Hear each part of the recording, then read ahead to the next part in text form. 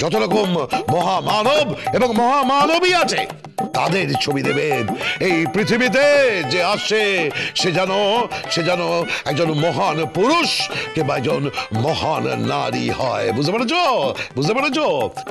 Hello hello, হ্যাঁ বলছিলাম যে একটু আমার কথাটা শুনবেন।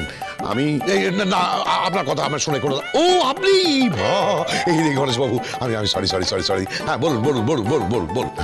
বলছিলাম যে প্রথম ইস্যু তো তাই দূর তালিকা তখন থেকে ইস্যু করে যাচ্ছেন। ইস্যু আবার কি? ইস্যু কোত্থেকে আসছে? শুনুন, এইখানেই সন্তান জন্মাবে, এইখানে দেখাশোনা করার জন্য রাকা আছে, বন্নি আছে, ইলিন আছে, ঈশা আছে।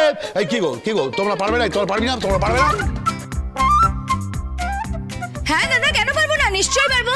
ব্যাস, তাহলে তো হয়ে গেল। সবই তো ঠিকই আছে। আপনি ফোন রাখুন। শুনুন, একটা কথা শুনে নিন, সেটা হচ্ছে যে এখানেই সন্তান জন্মাবে, এখানেই বাচ্চা হবে, ওখানে বাচ্চা হবে না।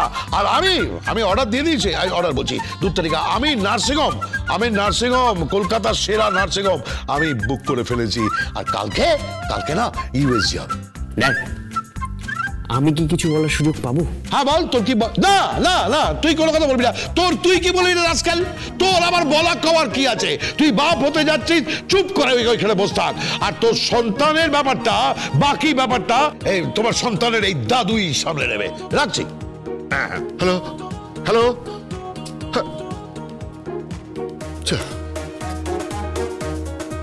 ঘরে নতুন অতিথি আসছে। ধন্যবাদ। আমি বলছিলাম যে আমি না কেস জিতে এত আনন্দ পাইনি। আমি সত্যি বলছি। জানো, আমি যখন সংবাদটা পেলাম, আমি যখন খবরটা শুনলাম যে আমার বৌমা সন্তান সম্ভবা, আমি সবচেয়ে বেশি আনন্দ পেয়েছি।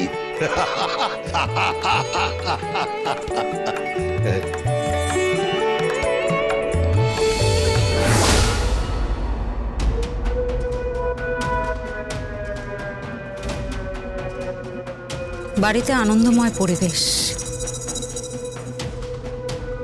গীতা প্রেগনেন্ট। গীতার বাচ্চা যেন না জন্মায়।